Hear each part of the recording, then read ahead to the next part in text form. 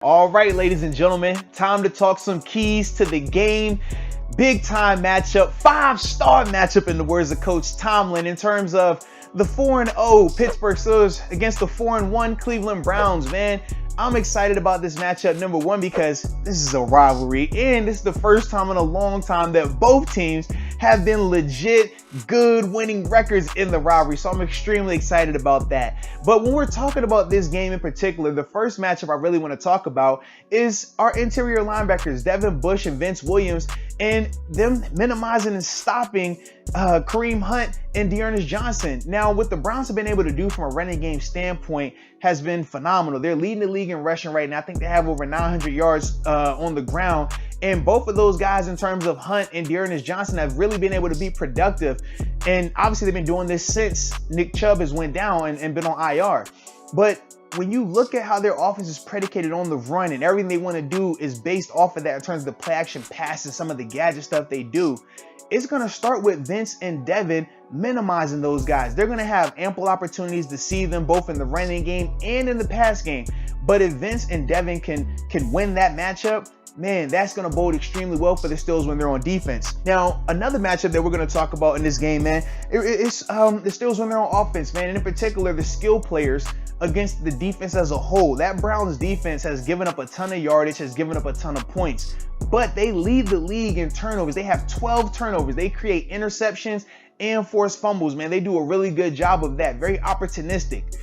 If the Steelers, though, on offense can protect the ball, they're going to have numerous chances to move the ball on them, man, whether it's in the running game or in the passing game. That Browns defense has been banged up a little bit at the linebacker position. Obviously, they lost Grant Delpit during the early portions of training camp. So on the back end, outside of Denzel Ward, they don't have a lot that's going to be able to keep up with the horses that the Steelers have from a receiving game standpoint. Now, after that, the thing that I feel like we got to talk about, man, is protection. Our offensive line, in terms of Big Al Villanueva, and Chuks Okorafor, they're going to have to minimize the impact of Myles Garrett and Olivier Vernon. And the reason why I say minimize is this, man, Myles has been playing at a Defensive Player of the Year caliber. Like he is producing on that level, both in the run and passing game. So he's going to be a handful. And then we obviously know Olivier Vernon's track record. He's been very productive as well. But if Chuks and Al can keep those guys to just hold them at bay, don't let them have one of those crazy type of games where they go off, that is going to bode extremely well, because if 7 has time, 7 is going to light this secondary up. So that's the thought process with that, man. And now the next thing we're going to talk about, though, special teams. You know I love my special teams, man. Shout out to the special teams. But last week, the Cleveland Browns, they gave up a big-time kickoff return for a touchdown against the Colts. Really got the Colts back in the game. Look for Ray McCloud in this kickoff return unit to have some success as well. We know Ray McCloud, since he's been returning kicks in Pittsburgh, he's been very productive. He's been on the brink of breaking a couple of these returns, man. Some 30-yard, 40-yard returns and things on that nature.